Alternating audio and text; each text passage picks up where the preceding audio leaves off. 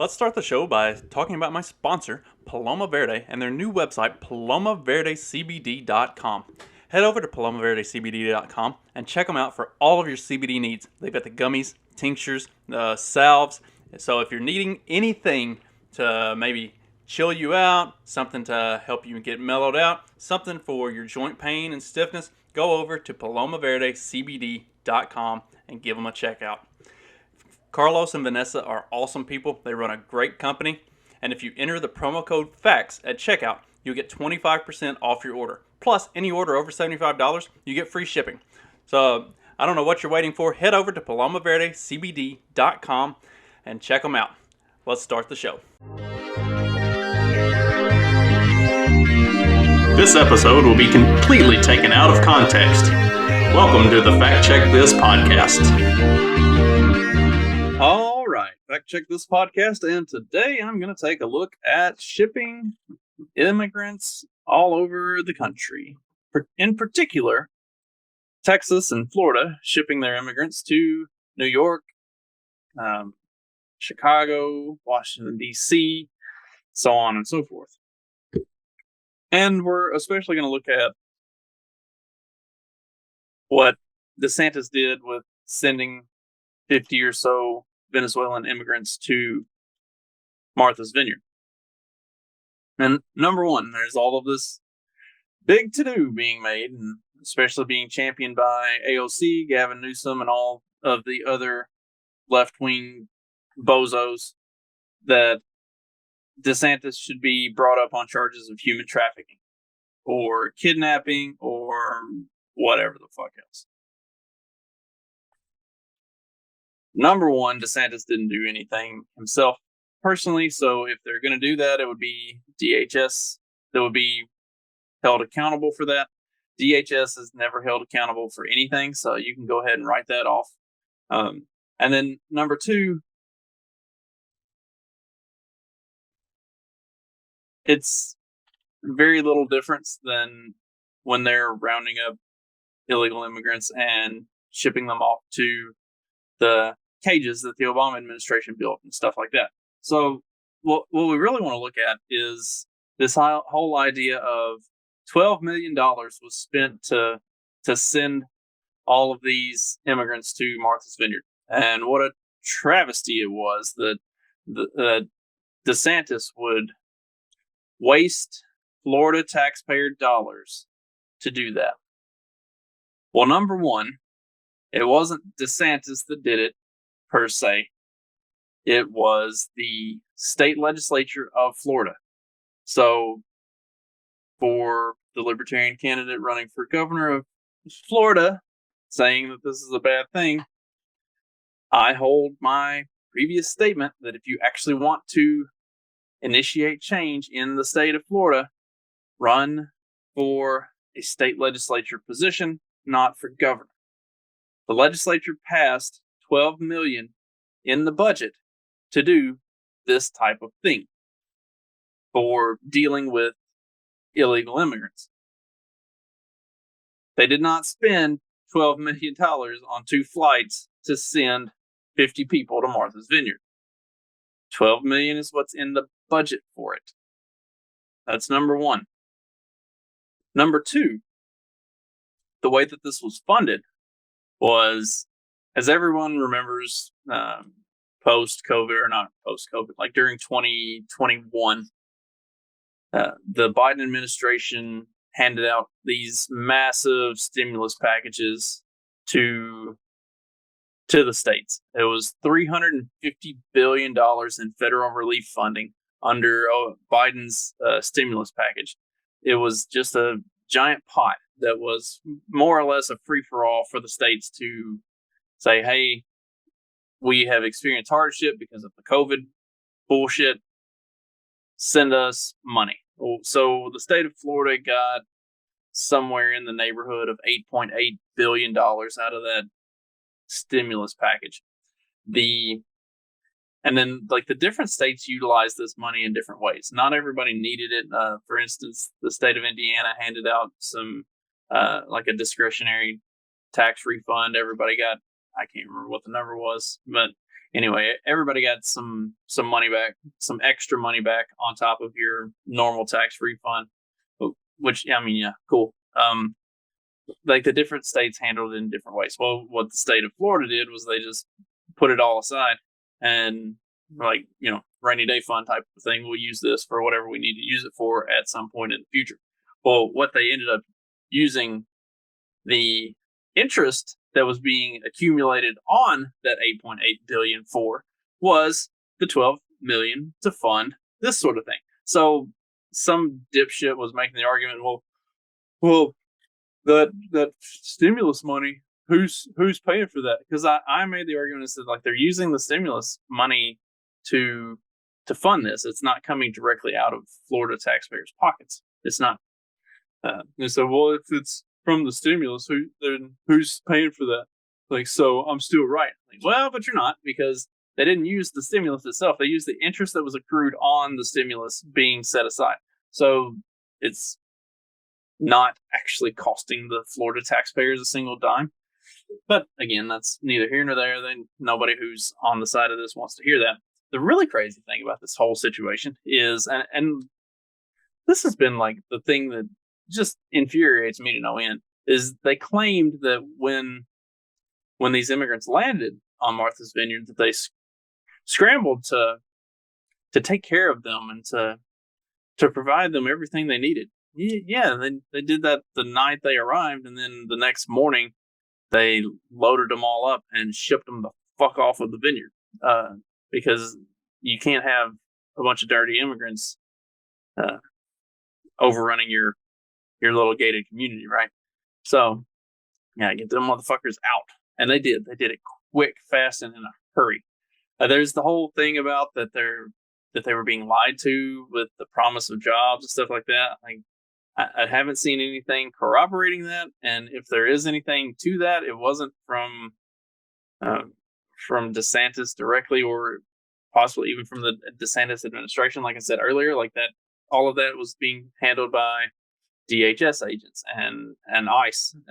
So imagine that, federal agents behaving badly. None of them will be held accountable because they never are. It's, this is how this whole thing kind of works. There were also some busloads of immigrants who were sent to Kamala Harris's house. Now that's pretty fucking funny. I have a great deal of appreciation for something like that. They've been sending a lot of them to Washington, D.C. I did want to talk about this. They were interviewing some of these these immigrants, as they were like getting off the planes and stuff, and then subsequently being loaded back up to be shipped out from Martha's Vineyard. And a lot of them that they were interviewing were like very thankful that the DeSantis had shipped them out of Florida, because they didn't have anything to do there. And something else that's kind of interesting and that gets left out when looking at all of this stuff and talking about all of it, is that a lot of these, like, the left makes a big deal of the human trafficking thing, and saying that like DeSantis is engaging in human trafficking by putting these people on a plane to send them to, like, that might be the most asinine thing I've ever heard in my life. But a lot of them, they actually arrived here because of human trafficking. The coyotes and other ways that they're ending up here in the States, these aren't people who are just fleeing from communism. That's my favorite line. I'll get to that in a minute. But Karine Jean-Pierre said that these people are fleeing communism. Like, wait, I thought like communism and democratic socialism and all that stuff. Like, I thought this was good, especially like the ones coming from Venezuela. They're fleeing from democratic socialism. So I thought that was a good thing. But we should be like welcoming them with open arms because they're fleeing from it. Like, I don't know. Seems like maybe your system is kind of fucking flawed. So, like, when we're looking at all of this, they're packing them up and they send them all up there, and a lot of them were very thankful. They're like, we didn't have anything to do while we were there. We didn't they didn't know where they were going. They didn't have a plan when they arrived in Florida. Like, this actually puts them somewhere where they're supposedly wanted. And obviously that proved to be false pretty quickly. They don't actually want them. They just say that they do because that's uh, it's like any other leftist like tilt on stuff.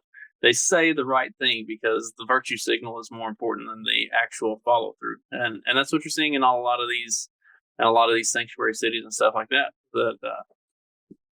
As Texas and other states are shipping these illegal immigrants off to these sanctuary cities. So, like I was saying, like they get them out of the hands of the coyotes, like the people who are being human trafficked here. Once they get loaded up on that bus and they get taken to DC or Chicago or wherever, like they're to a large extent, they are now kind of being freed from some of that trafficking scenario that was going on. So like it's not all bad anyway. And also, like, wouldn't you rather go to a place that claims to want you as opposed to being in the place that clearly does not? Like the point that was being made and being thrown around by different ones throughout all of this process is that these border states did not vote for sanctuary states. They did not vote to have sanctuary cities. They did not agree to taking on hundreds of thousands of immigrants every year. So it makes sense that you should load them up on buses and send them to the places that did. The places that said, yeah, we want them. Give us all your immigrants. Finding out real quick just how much they do want the immigrants. Transfers of migrants have Democratic leaders scrambling for solutions. An accelerated campaign by Republican governors to send migrants to Democratic strongholds, initially seen by many Democratic officials as a political stunt, now has those same officials scrambling as migrants unexpectedly arrive in a widening number of locales. And then it talks about the Martha's Vineyard thing. The move follows similar efforts by Texas Governor Greg Abbott and Arizona Governor Doug Ducey, who in recent months have each sent thousands of asylum-seeking migrants who cross the southern border illegally into their states on buses to Washington, D.C., New York, and most recently Chicago. The Republican governors say they're attempting to highlight the strain migrants are placing on state resources and give Democratic officials whose pro-immigrant rhetoric and policies say they are attracting more migrants to enter their country illegally a taste of their pain. We are not a sanctuary state, Mr. DeSantis said Thursday in an event at Niceville, Florida. It's better to be able to go to a sanctuary jurisdiction. And yes, we will help facilitate that transport for you to be able to go to greener pastures. Separately, on a Thursday morning, 2 buses carrying migrants from Texas arrived at the U.S. Naval Observatory in Washington, D.C. Vice President Kamala Harris's official residence, and Mr. Abbott confirmed in a statement. The Biden-Harris administration continues ignoring and denying the historic crisis at our southern border, which has endangered and overwhelmed Texas communities for almost 2 years. White House spokeswoman Karine Jean-Pierre said Thursday that the flight of migrants to Martha's Vineyard was a political stunt by Republican governors and a cruel, inhumane way to treat people who are fleeing communism. Cruel and inhumane is placing incentives on these people to migrate long distances under duress, often to be literally human trafficked by coyotes and other such, to come here where Kamala Harris herself stood on stage and said, don't come, we don't have anything for you, don't come. And yet the administration and the leftist politicians, and especially the talking heads on all of the mainstream outlets, continue to push the narrative that we want more immigrants, bring them on. And quit incentivizing these people to come to the border and they'll stop fucking coming. But instead you get what you get. Muriel Bowser, the Democratic mayor of Washington, D.C., declared a state of emergency over the situation last week.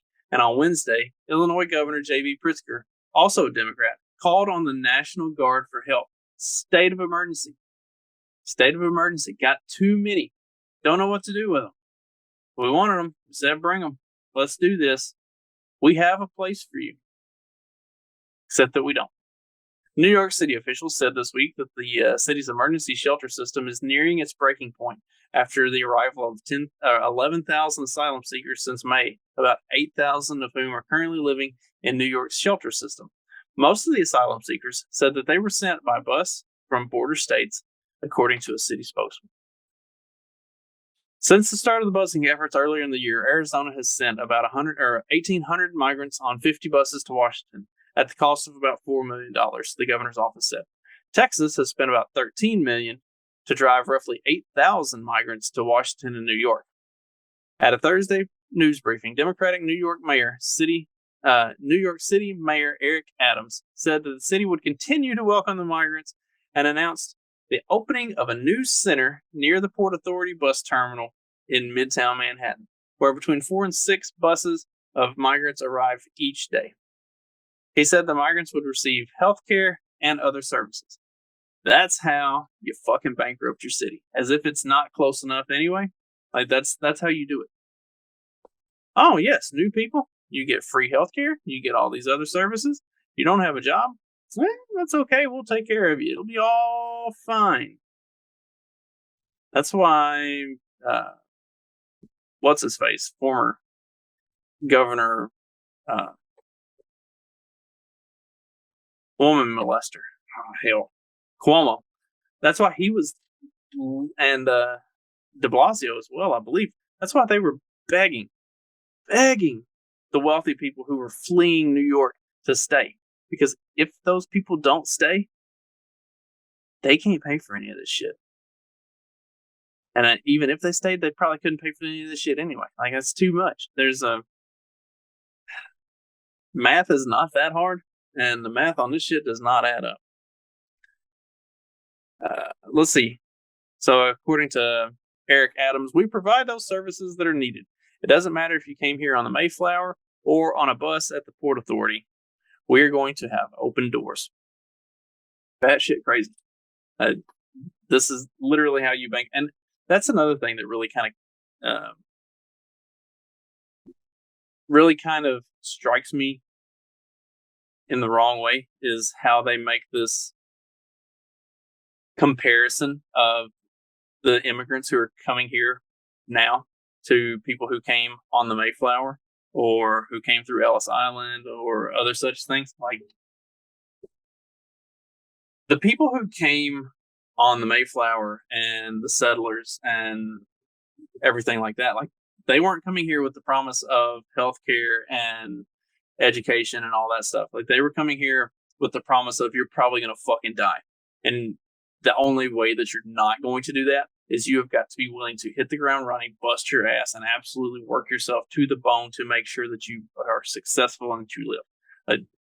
These aren't even apples to oranges comparisons. It's fucking insane. And it's the same with the Ellis Island comparisons. Like, the people who migrated to the United States through Ellis Island, that was not some like easy, smooth transition. And that was not a very welcoming or hospitable type of place. Like, immigration was pretty strict at that time. I think, I can't remember if I've done it on this show or not, but like, I've talked about the way immigration to Sweden used to be, and to large extents, as long as you're not a Middle Eastern refugee fleeing from like Syria or one of these countries that the U.S. has been carpet bombing into fucking sandbox for 2 decades.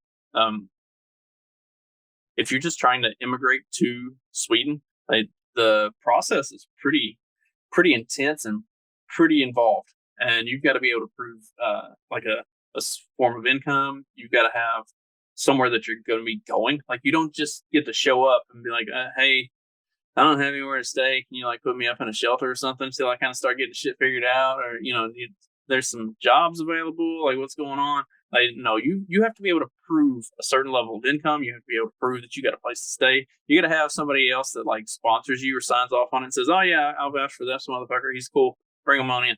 Like, you don't just go to Sweden. You don't just go to any of these democratically socialist countries that the dumbasses tout as like these shining examples of how democratic socialism works across the world. Like the only reason that it works in those countries is they're highly capitalistic for one, but also because the way that they handle immigration, it is not an open borders free for all. Like you have got to be, you've got to be able to dot your I's, cross your T's, and really be on your shit for them to even consider letting you in. And then even then, they may still say no, like, because they only take so many. So like, you may have to sit on a waiting list for some years. Like it's not just this free movement of people.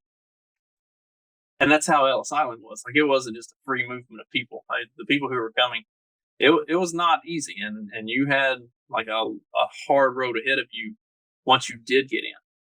And that, like, so all of these comparisons are fucking complete trash. So don't, that's just asinine and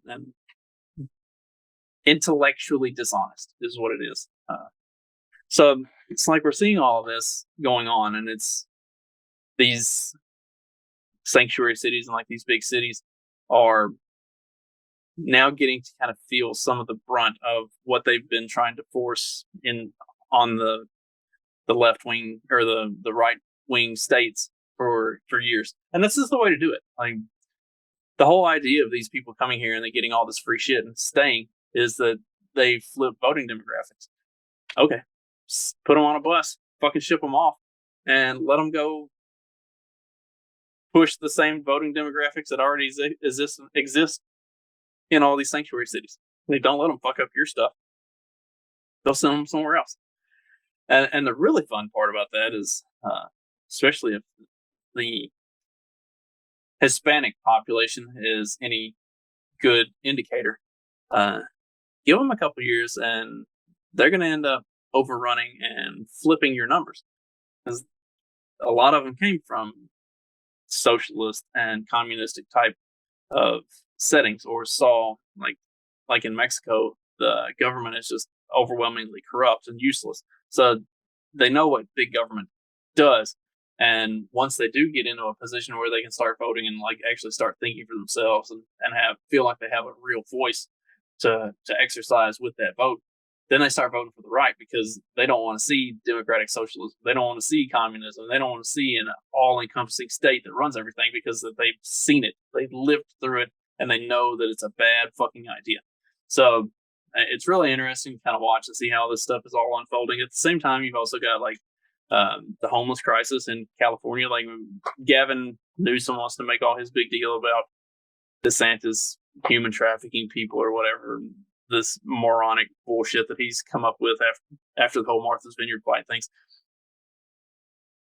California was giving out homeless vouchers to so the way this homeless voucher works is like homeless people get a voucher that allows them to go like stay at a hotel until they get themselves back on their feet, or what the fuck ever. Like they don't do that. So you're basically just saying they can stay rent free in a hotel for as long as they want to. Well, I think it was like San Diego County. The majority of the hotels in that county were anywhere from 50 to 80% capacity. And it's all homeless people. There was a particular town that all of the hotels there were anywhere from 75 to 100% capacity. Like that, and it's all homeless people. Like they can't just.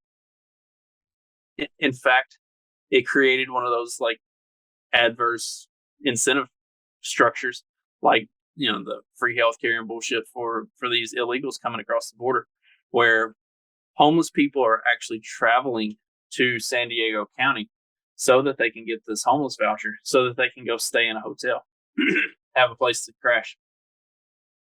They're gonna completely wreck an industry. Like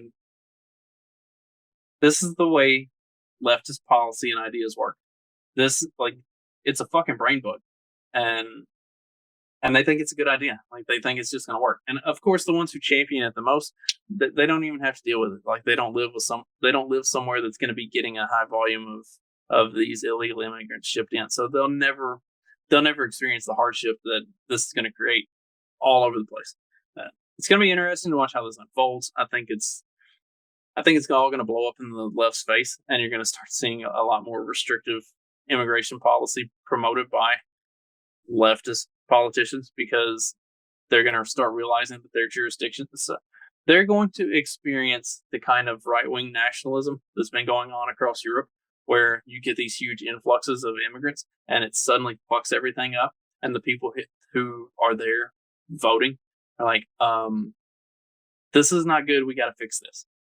And they're all going to be labeled as extremists and racists and whatever. But like, it has nothing to do with extremism or racism or nationalism or any of that stuff. It's just the simple fact that when you purposefully displace that many people and put them into an unfamiliar setting and you just basically dump them there rent free with everything taken care of, it kind of fucks up your culture, your societal values, everything about your infrastructure and your economics. Like, it wrecks shit.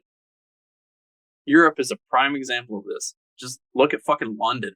England has really been on the rough end of it. Germany has really been taking it on the nose. It's the rise of right-wing nationalism in Sweden because of the way they've been doing this immigration stuff. There are real world consequences for just overwhelming your population with people who don't fucking belong there. And that's starting to rear its ugly head, and people are starting to push back. I look forward to more pushback. I look forward to seeing these democratic cities and states like completely flip on their head and be like, yeah, no more. We can't keep doing this. Like, this is a tax on our system. Obviously, we're kind of fucking ourselves here. It'll be fun. Looking forward to it, honestly. Speaking of things I'm looking forward to, I had an idea for a Wednesday episode, and I don't think I'm going to do what I had originally talked about doing. I was going to talk about legal gun ownership amongst the Black community, and I still intend to do one of those in the next week or so. But I found an interesting article from The Hill. Why has fact checking disappeared under Biden? And I just can't resist the urge to look at this fact checker stuff. So, with the name of this show being Fact Check This Podcast. So tune in on Wednesday where I will be talking about the disappearance of the fact checkers. And in the meantime, I hope you have a great rest of your day, a great rest of your week. And I will be back on Wednesday with a brand new episode. So tune in then.